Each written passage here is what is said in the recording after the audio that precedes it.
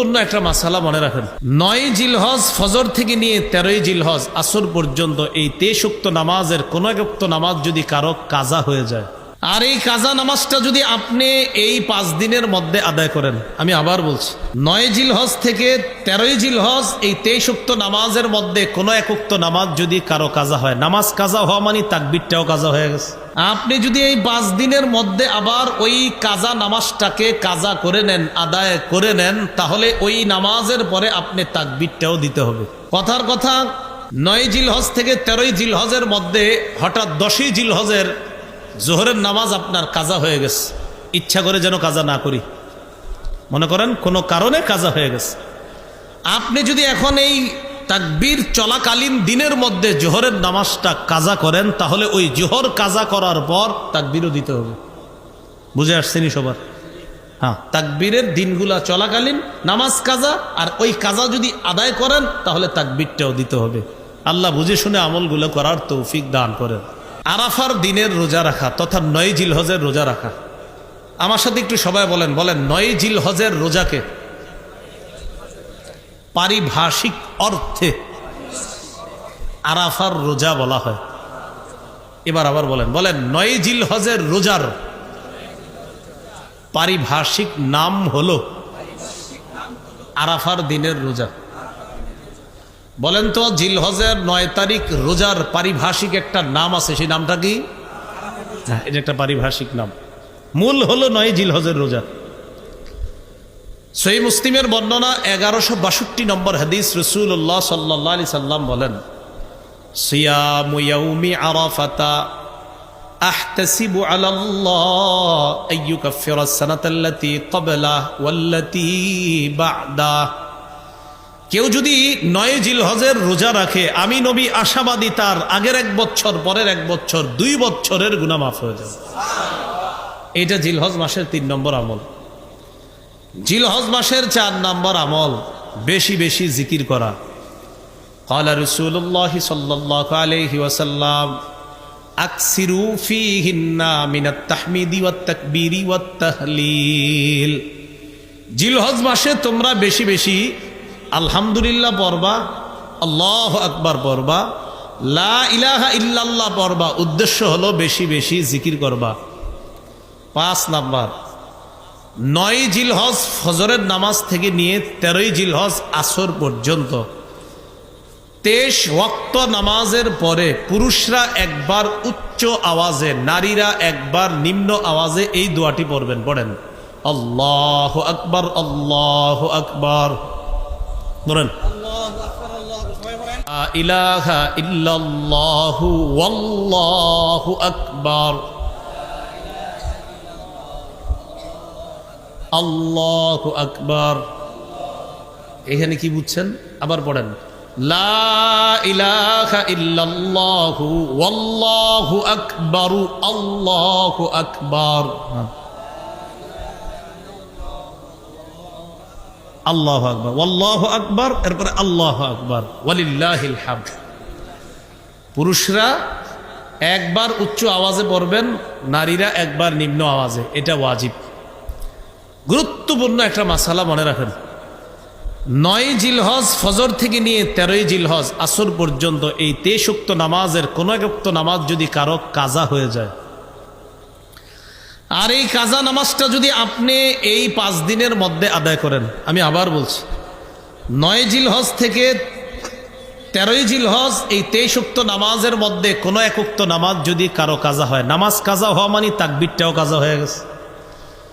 আপনি যদি এই 5 দিনের মধ্যে আবার ওই কাজা নামাজটাকে কাজা করে নেন, আদায় করে নেন, তাহলে ওই নামাজের পরে আপনি তাকবীরটাও দিতে হবে।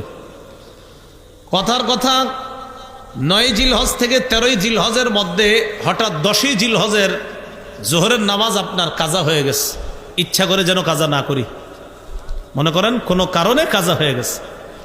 আপনি যদি এখন এই তাকবীর চলাকালীন দিনের মধ্যে জোহরের নামাজটা কাজা করেন, তাহলে ওই জোহর কাজা করার পর তাকবীরও দিতে হবে। বুঝে আসছেনি সবার? হ্যাঁ, তাকবীরের দিনগুলা চলাকালীন নামাজ কাজা, আর ওই কাজা যদি আদায় করেন তাহলে তাকবীরটাও দিতে হবে।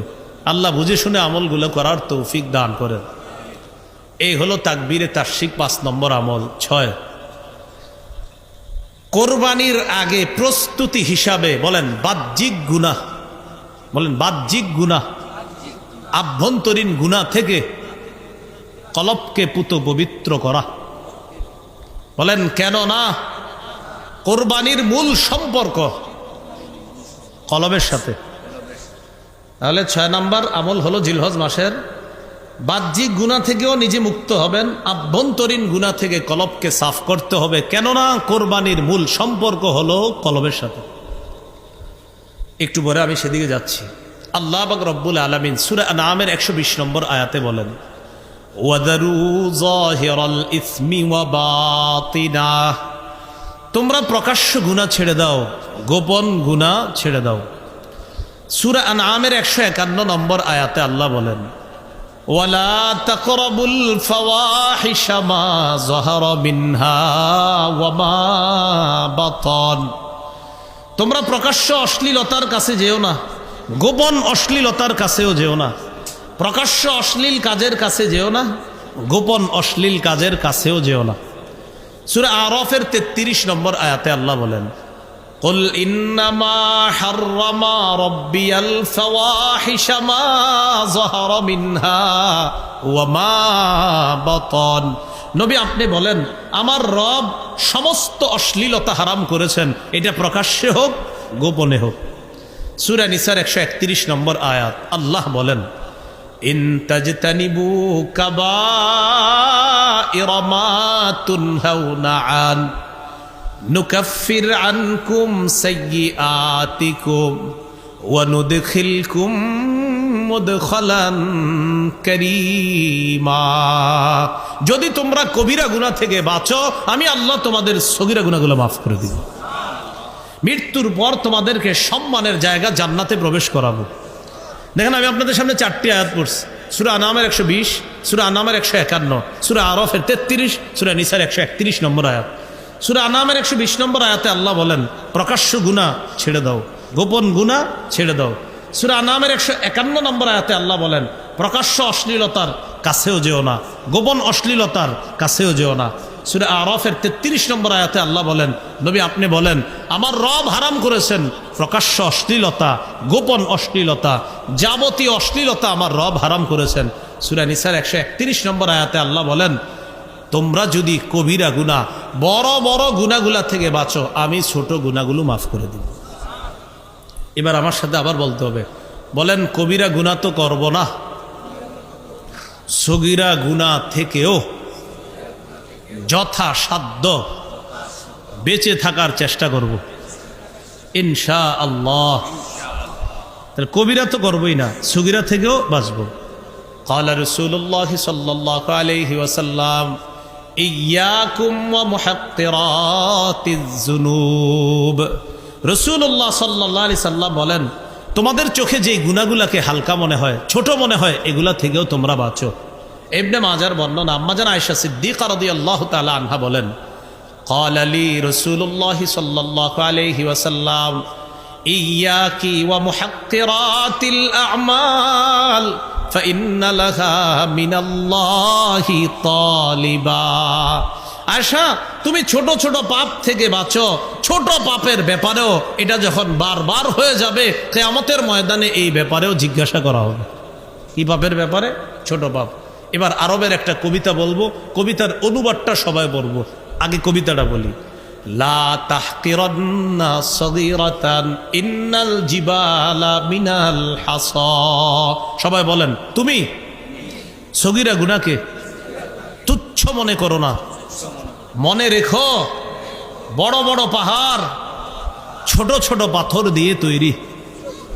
যেমনি ভাবে বড় পাহাড় ছোট পাহাড় দিয়ে তৈরি হয়, তেমনি ভাবে ছোট ছোট গুনাহের মাধ্যমে বড় গুনাহ তৈরি হয়। বুঝে আসছেন? এই জন্য কবিরা গুনাহ করা যাবে না, সগীরা গুনাহ থেকেও যথাসাধ্য বাঁচতে হবে। বারবার করতে থাকলে পাহাড় হয়ে যাবে, আর যখন পাহাড় হবে তো কবি বলতেছে ছোট ছোট পাথর বিশাল পাহাড় হয়ে গেছে, ছোট ছোট গুনাহ বিশাল বড় হয়ে যাবে, আর এই গুনাহ তোমাকে ধ্বংস করে ছাড়বে। তাহলে কবিরা গুনাহ করব না, সগীরা গুনাহ থেকেও বাঁচবো ইনশাআল্লাহ। তাহলে বাহ্যিক গুনাহও করব না, আভ্যন্তরীণ গুনাহ থেকে দিলকে সাফ করব। বলেন ইনশাআল্লাহ। এবার আসেন, দিল কেন সাফ করব? কোরবানির জন্য অন্যতম একটা শর্ত হলো বিশুদ্ধ নিয়ত। নিয়তটা খালেস করতে হবে, একদম বিশুদ্ধ হতে হবে।